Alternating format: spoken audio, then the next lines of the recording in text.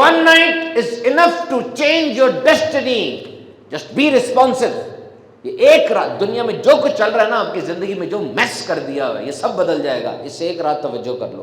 تنہا ہونا سیکھیں، اپنے ساتھ رہنا سیکھیں. آخر میں تو آپ ہی ہیں، کوئی نہیں ساتھ دے گا. جس وقت اس دنیا میں انسان رہ رہا ہے اور انسان کے دل میں دنیا سے بے رغبتی پیدا ہوتی ہے، دنیا سے کوئی کک پڑتی ہے اور کوئی نقصان ہوتا ہے، کوئی بریک اپ ہوتا ہے، دنیا کی بے وفائی سامنے آتی ہے، یہ وہ وقت ہوتا ہے جب دل میں معرفت الہی کا بیج بویا جاتا ہے. بی بی عائشہ صدیقہ رضی اللہ تعالیٰ عنہ عرض کرتی تھی، یا رسول اللہ اگر مجھے پتہ چل جائے کہ لیلۃ القدر میں زندہ ہوں، مجھے لیلۃ القدر مل گئی ہے، تو میں کیا مانگوں؟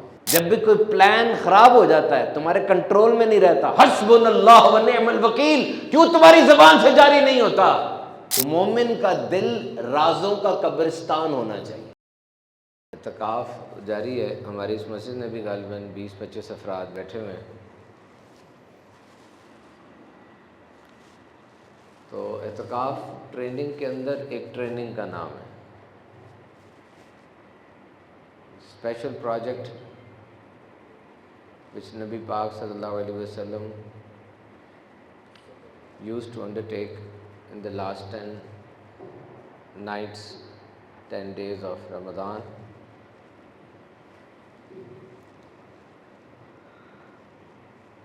کیونکہ یہ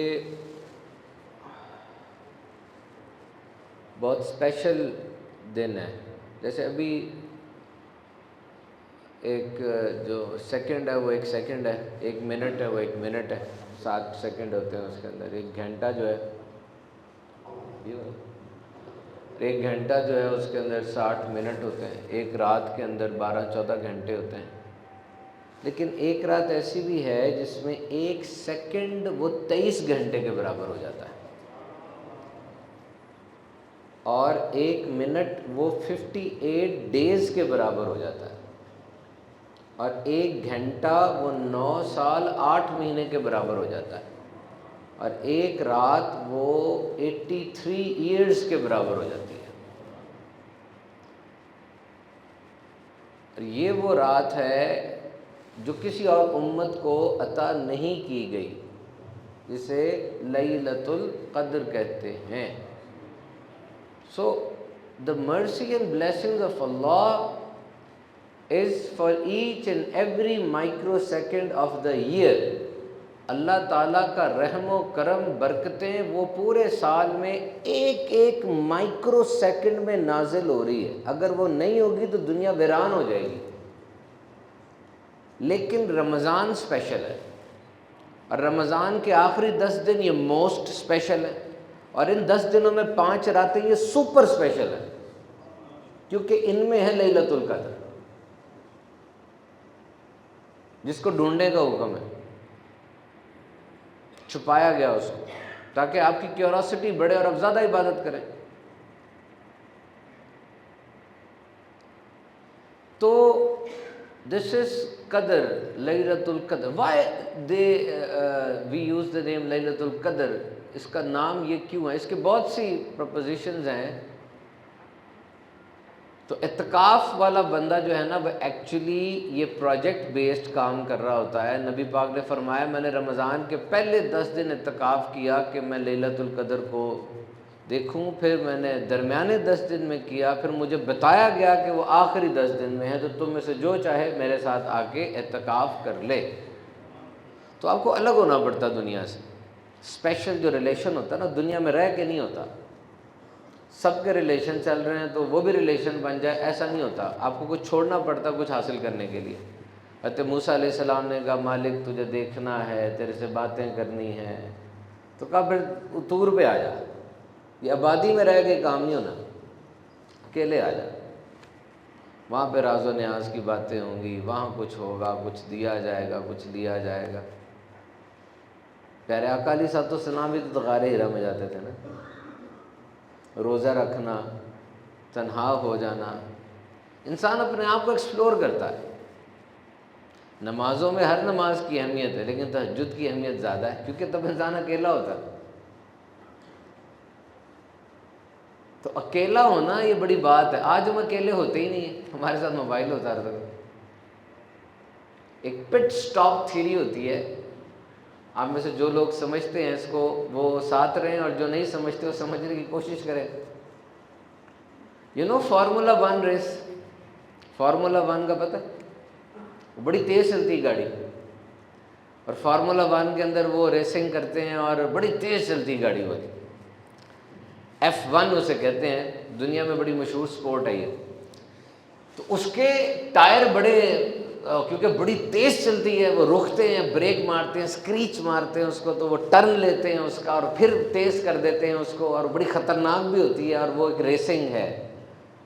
تو اس کے ٹائر چلتے نہیں ہیں زیادہ، ایک وقت آتا ہے ٹائر اس کے بہت زیادہ جل جاتے ہیں، گرم ہو جاتے ہیں، تو ریس کے دوران ہی نا اس کو گاڑی روکنی پڑتی ہے، اور سیکنڈوں میں لوگ آتے ہیں، اس کے ٹائر بدل کے نئے لگاتے ہیں، پھر وہ تیز چل پڑتی ہے۔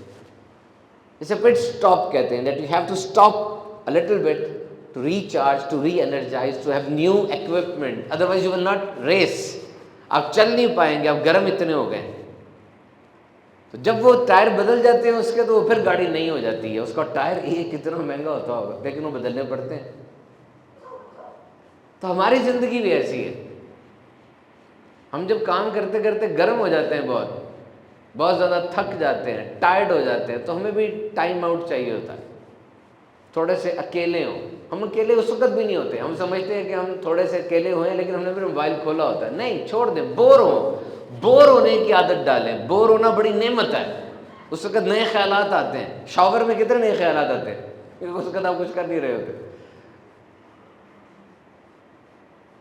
تو تنہا ہونا سیکھیں، اپنے ساتھ رہنا سیکھیں، آخر میں تو آپ ہی ہیں، کوئی نہیں ساتھ دے گا۔ کون ساتھ دیتا ہے؟ آپ نے اپنے ساتھ دوستی کی نہیں ہے، آپ کو اپنے بارے میں پتہ ہی نہیں ہے، آپ کو اپنی صحبت میں مزہ آتا ہی نہیں ہے۔ کیونکہ یاد رکھنا، جس وقت اس دنیا میں انسان رہ رہا ہے اور انسان کے دل میں دنیا سے بے رغبتی پیدا ہوتی ہے، دنیا سے کوئی کک پڑتی ہے اور کوئی نقصان ہوتا ہے، کوئی بریک اپ ہوتا ہے، دنیا کی بے وفائی سامنے آتی ہے، یہ وہ وقت ہوتا ہے جب دل میں معرفت الہی کا بیج بویا جاتا ہے۔ کیونکہ دل تو دنیا سے نفرت کر رہا ہے، اب وہ خالی ہو گیا ہے، اب زمین زرخیز ہے، اب معرفت الہی کا بیج بو دو۔ دس از دا رائٹ ٹائم۔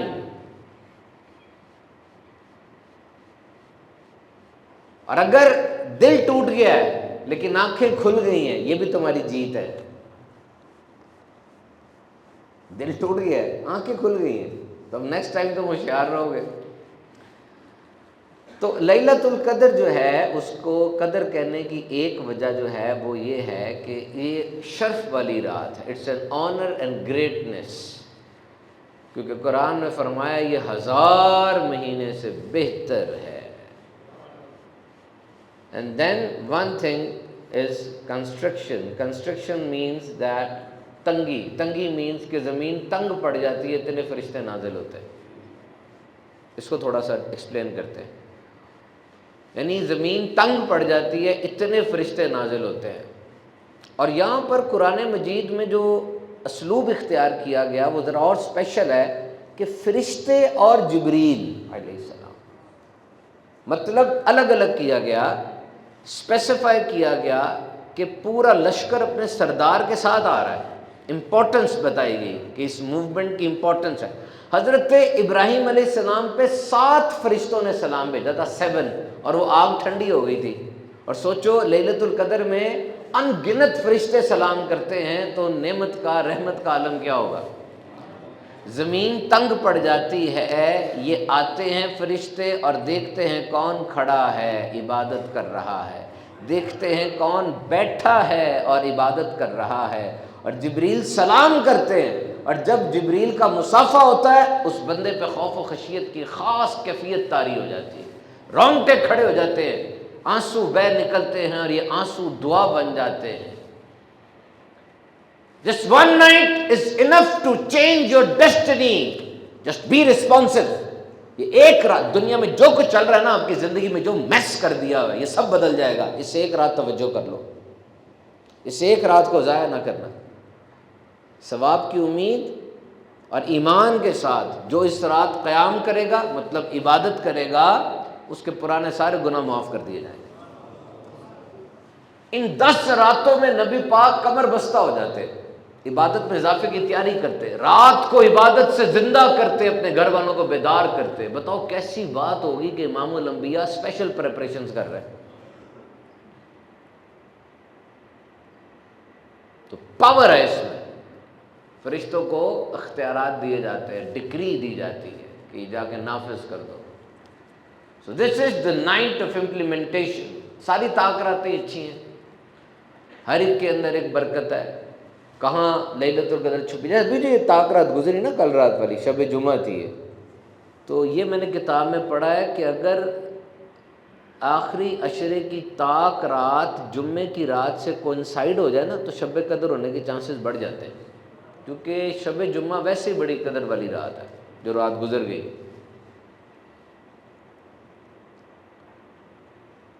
تو 65 سال عمر ہے. نبی پاک کی حدیث پاک کا مفہوم ہے کہ میری امت کی عمریں 65 سال تک ہے.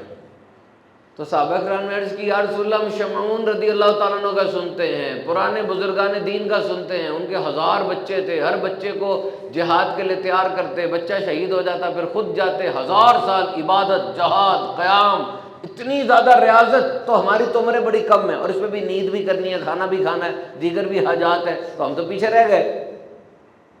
تو اللہ تعالیٰ نے سورہ قدر نازل فرما دی. پیارے تجھے اور تیری امت کو رنجیدہ نہیں کرنا، تو حبیب ہے.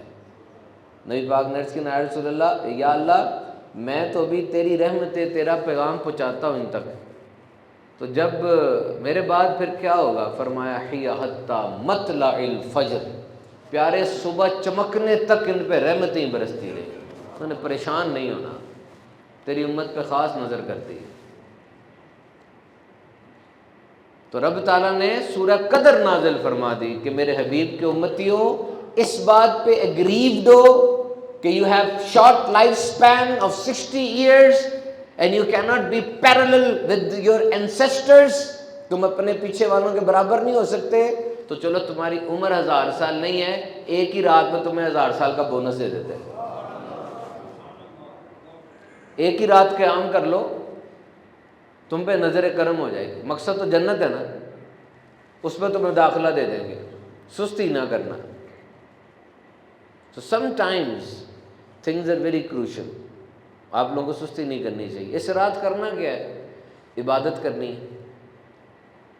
میں نے ایک طریقہ پڑھا ہے کہ ایک نفل کا طریقہ ہے کہ 2 رکعت سے 1000 رکعت تک، یعنی منیمم 2 اور میکسیمم 1000، اور اس کا اوسط درجہ 200 رکعت ہے.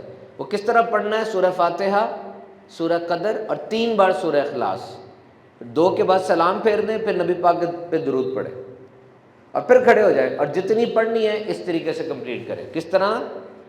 سورہ فاتحہ، سورہ قدر اور 3 بار سورہ اخلاص، اور 2 کے بعد نبی پاک پہ درود، اس کے بعد پھر آگے بڑھیں. قرآن پاک ضرور پڑھیں، سخاوت کریں. اس رات عشاء اور فجر دونوں جماعت کے ساتھ، کیونکہ ساری رات کا ثواب مل جاتا ہے. اور بھی نوافل کے بہت طریقہ کار اس میں بتائے گئے ہیں، بٹ بی فوکسڈ. بی بی عائشہ صدیقہ رضی اللہ تعالیٰ عنہ عرض کرتی تھی یا رسول اللہ، اگر مجھے پتہ چل جائے کہ لیلۃ القدر میں میں زندہ ہوں، مجھے لیلۃ القدر مل گئی، تو میں کیا مانگوں؟ عرض کرنے والی کون ہے اور کن سے پوچھا جا رہا ہے؟ میں رب سے کیا مانگوں؟ نبی پاک نے ارشاد فرمایا عائشہ، اگر تجھے پتہ چل جائے کہ یہ لیلۃ القدر ہے تو اپنے رب سے صرف معافی مانگ لے. اللہم انک عفو تحب العفو فاعف عنی یا غفور یا غفور. اے اللہ تو معاف کرتا ہے، تو الغفور ہے یعنی معاف کرتا ہے، تو الرحیم ہے یعنی رحم کرتا ہے، تو التواب ہے یعنی توبہ قبول کرتا ہے. جب اس طرح رب کو پکارو گے رب کی رحمت تمہاری طرف ہوگی، اور جیسی رحمت ہو فوراً جھولی پھیلا کے کہو مجھے معاف کر دے، مجھے معاف کر دے، مجھے معاف کر دے۔ انسسٹ کرو اس کے اوپر، معافی کی اہمیت کو سمجھو اور سوچو اگر توبہ نہ ہوتی گناہوں کے پہاڑ تلے دب کے مر جاتے۔ توبہ کے بھی اسپیسیفک وہ جگہیں بتا دی ہیں کہ تم ایک قدم آؤ رب کی رحمت 10 قدم بڑھ کے تمہیں تھام لے گی۔ گناہگار بن کر رب کی بارگاہ میں آنا ہے نہیں گناہگار، لیکن گناہگار کہنا اپنے آپ کو رب کی بارگاہ میں آ کے، یہ ایک اسپیشل سٹائل ہے، کیونکہ اللہ تعالیٰ کی رحمت کا خاص کوٹا جو ہے نا وہ گناہگار کے لیے ہوتا ہے۔ نیک کو تو اس کے پاس تو بہت کچھ ہے، وہ تو کہے گا نیکیاں ہیں، لیکن گناہگار کے پاس تو سوائے رب کے کچھ نہیں ہے۔ جب وہ پلٹتا ہے نا رب کی رحمت بہت زیادہ آگے بڑھ کے سامنے۔ آپ نوٹ کر لیں اتنے بڑے بڑے نام آپ کو ملیں گے، اتنے بڑے بڑے نام، لیکن جب رب کی بارگاہ میں آئے ہیں ایک گودڑی اوڑھ کے آئے کہ مالک میرے پاس تو کچھ نہیں، خالی ہوں۔ رات کا وقت تھا، مکہ شریف کی فضاؤں کے اندر اذان کی صدائیں گونج رہی ہیں، اور خانہ کعبہ کا جو کیمپس ہے اس میں بڑا روحانی منظر ہے، دور دور سے لوگ آئے ہیں، کوئی طواف کر رہا ہے، کوئی بیٹھ کے نوافل ادا کر رہا ہے، رات گہری ہوتی چلی جا رہی ہے۔ وہ جو کرزما ہے خانہ کعبہ کا ایک جو پوری دنیا کو گھیرے ہوئے ہے، it is the centre of the whole world, ہم یہاں کھڑے ہو کے اس کی طرف رجوع کرتے ہیں، ایک مرکز ہے۔ تو جو لوگ وہاں آئے تھے دور و نزدیک سے، ان کا اپنا ایک انداز تھا، بڑی خوشی کے ساتھ، بہت خضوع کے ساتھ، کنسنٹریشن کے ساتھ، کوئی تسبیح پڑھ رہا ہے، کوئی تلاوت کر رہا ہے، کوئی طواف کر رہا ہے، کوئی نوافل ادا کر رہا ہے۔ وہاں ایک بزرگ تشریف فرما تھے، وہ کہتے ہیں میں دیکھ رہا تھا لوگوں کو، وہاں دیکھتا بھی تو ایک کام ہے، مزے کی چیز لگتی ہے کہ لوگ اپنے اپنے مشرب، اپنے ظرف اور اپنے ذوق کے مطابق رب کی بارگاہ میں حاضر ہے۔ کہتے ہیں اچانک کوئی آیا، اس کے چہرے پہ سیاہ کپڑا تھا، اور وہ آ کے ملتزم کے مقام پہ کھڑا ہو گیا، اور اچانک ایک چیخ نکلی کہ اللہ میں بڑا گناہ گار ہوں اور میں تیری بارگاہ میں حاضر ہو گیا ہوں، اے اللہ تو مجھے معاف کر دے۔ رات کا پہر تھا اور اس نوجوان نے یہ جملہ کہا، لوگ ٹھٹک گئے، غور سے دیکھنے لگے، اس کی آنکھوں سے آنسو بہنے لگے، وہ آہ وزاری کرنے لگا، زبان پر یہی جملہ تھا کہ اللہ تیری بارش کے قطرے زیادہ ہیں، میرے گناہ اس سے بھی زیادہ ہیں، اے اللہ سمندر پہ ریت کے قطرے ہیں اور میرے گناہ ان ریت کے ذروں سے بھی زیادہ ہیں۔ وہ نوجوان آہوازاری کر رہا تھا، پھوٹ پھوٹ کے رو رہا تھا اور اپنے گناہوں پہ معافی مانگ رہا تھا، اس کی توبہ اور اس کی استغفار بڑھتی چلی جا رہی تھی، رات کا اندھیرا گہرا ہو رہا تھا۔ اس کی اس ادا میں وہاں موجود لوگوں کو ایک عجیب سا لطف آ رہا تھا، سمجھ نہیں لوگوں کو آ رہی تھی کہ وہ گناہ گار ہے اور اپنے گناہوں پہ توبہ کر رہا ہے، اور ہم جو ہیں وہ ایک عجیب سی کیفیت میں آ رہے ہیں اس کی بات کو سن کر۔ رات گہری ہوتی چلی جا رہی تھی، اس کی عبادت صرف توبہ تھی، وہ صرف اپنی رب کی بارگاہ میں یہ کانٹیکٹ لے کر بیٹھا ہوا تھا کہ میں اپنے رب کی بارگاہ میں کس طرح آیا ہوں کہ میں اس کا بندہ ہوں اور وہ میرا رب ہے، اور میں اس کی بارگاہ میں آ گیا ہوں، میں کہیں اور نہیں گیا۔ ٹھوکر پڑتی ہے نا، بندوں کے پاس جاتے ہو، پھر بندوں سے ٹھوکر بڑی پڑتی ہے، پھر رب کی بارگاہ میں آتے ہو، کیوں؟ پہلے کیوں نہیں آتے رب کی بارگاہ میں؟ سوچو اس بات پہ۔ بخار ہوتا ہے سب سے پہلے کیا ذہن میں آتا ہے؟ ڈاکٹر کی اللہ، شفا کہاں سے ملنی ہے؟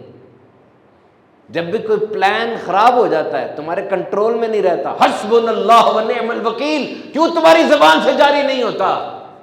وَأُفَوِّضُ أَمْرِي إِلَى اللَّهِ، اے اللہ میں اپنا سارا معاملہ تیرے سپرد کر رہا ہوں۔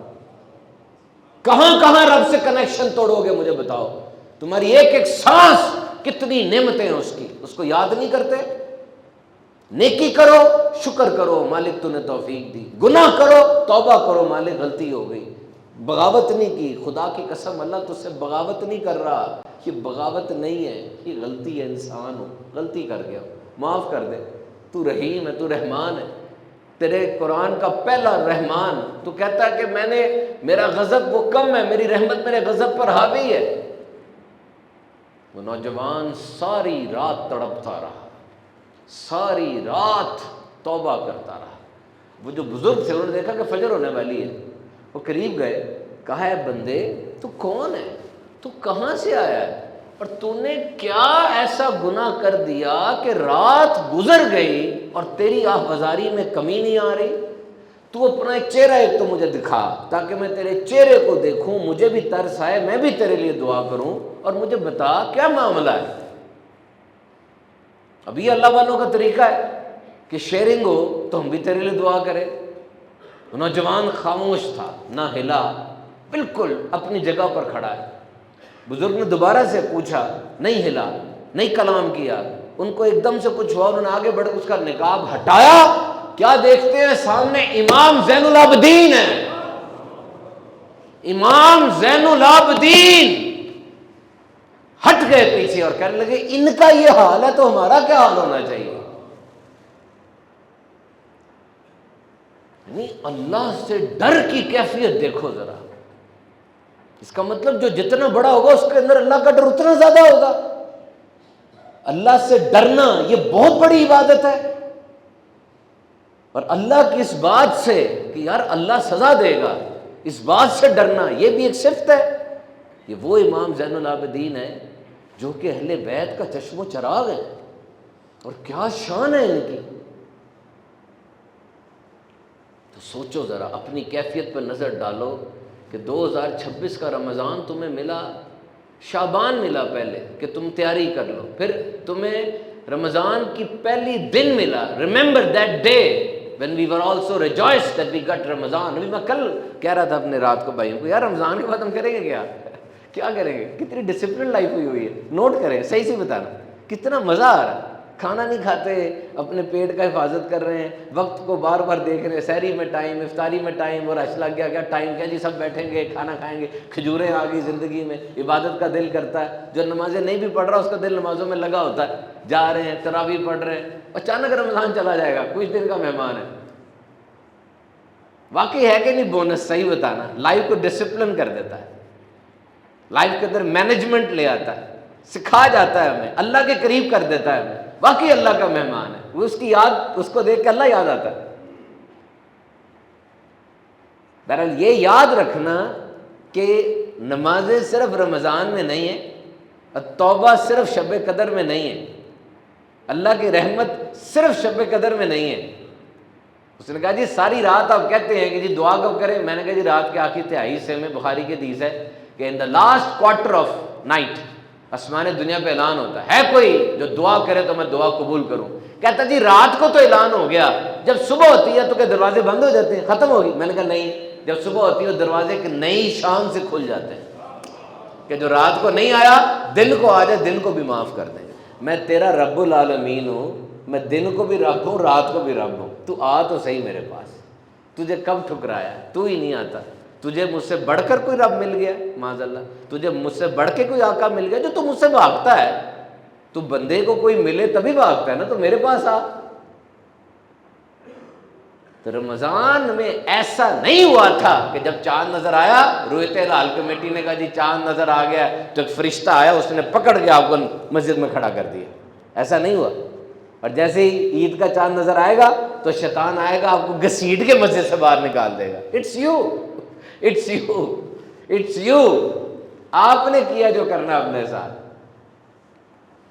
کوئی تیری محنت نہیں لگتی، ذہن بنانا پڑتا ہے۔ Your mind can not differentiate between good and bad, your mind can not differentiate between evil and good.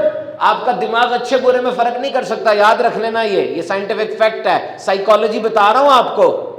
آپ کا دماغ اچھے برے میں فرق نہیں کر سکتا۔ لوگ شرابیں نہیں پی رہے، دنیا کے زیادہ لوگ شرابیں پی رہے ہیں، سب لوگ زنا نہیں کر رہے، لوگ دھوکہ نہیں کر رہے، زیادہ لوگ کر رہے ہیں یہ کام۔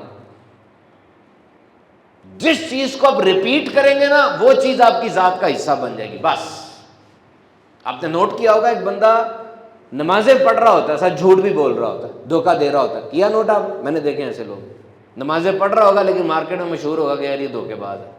کیوں؟ اس نے نمازوں کو ریپیٹ کیا تو نماز عادت بن گئی، اس نے دھوکے کو ریپیٹ کیا تو دھوکہ عادت بن گئی۔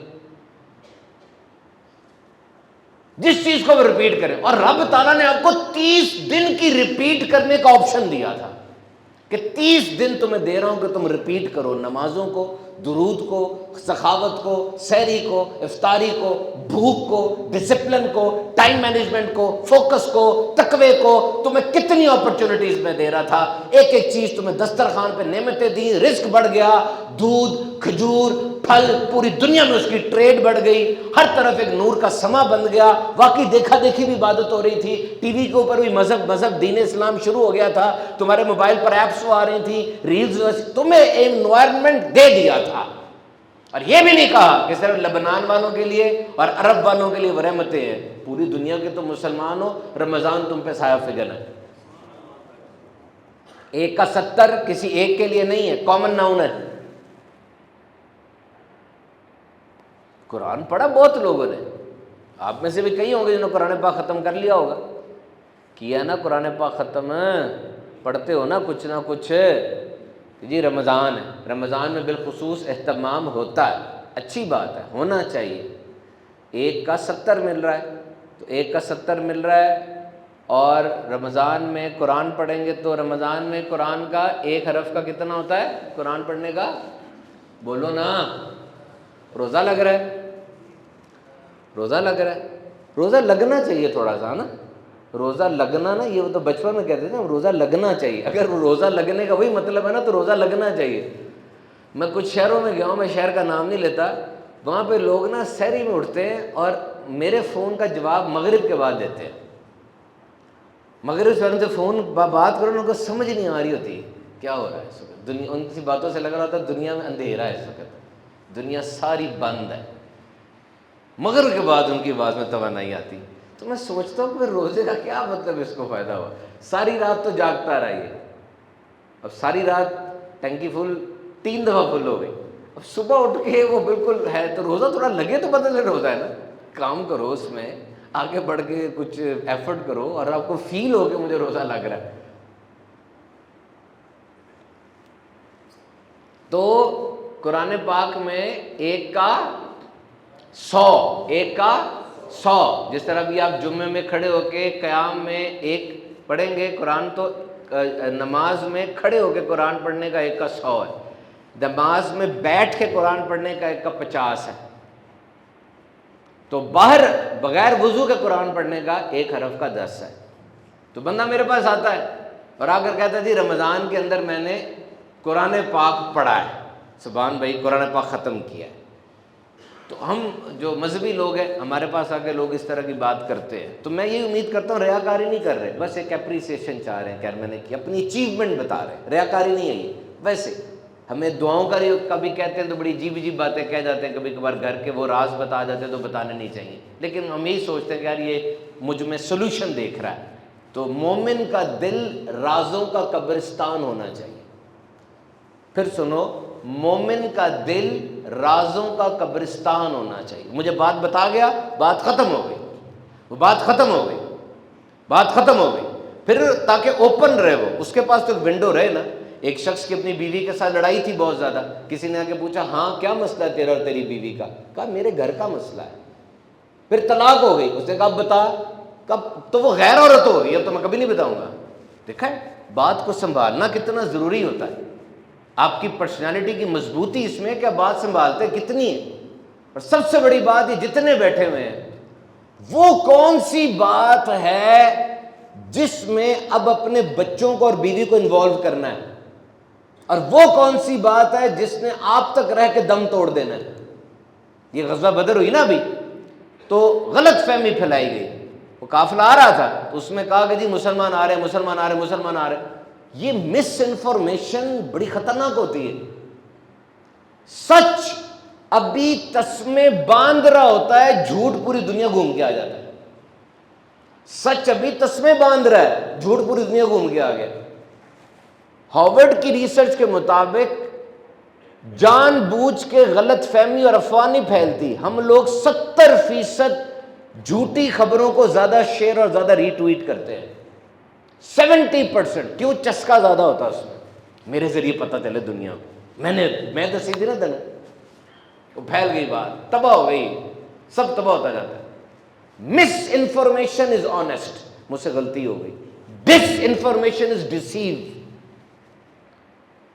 اے ایمان والو تحقیق کر لو، میڈیکل کی خبر آئی ہے تحقیق کرو پہلے ڈاکٹر سے، انجینئرنگ کی خبر آئی ہے تحقیق کرو پہلے انجینئر سے، پھر اس کو شیئر کرو. آپ کی پہچان ایسی ہونی چاہیے کہ یار یہ شیئرنگ ویسے نہیں کرتا. مجھ سے کسی نے پوچھا کہ سوشل میڈیا بہت خطرناک ہے، میں نے کہا سن لو، پورے سوشل میڈیا میں سب سے خطرناک بٹن جو ہے نا وہ شیئر کا ہے. کہاں کہاں شیئر کرتے ہو مجھے بتاؤ. نہیں، ذات کی پہچان تو صحیح ہونی چاہیے نا، یار یہ بندہ سچ بولتا ہے، کہ مرو تو لوگ کہیں تو یار یہ سچا آدمی تھا دنیا سے گیا ہے.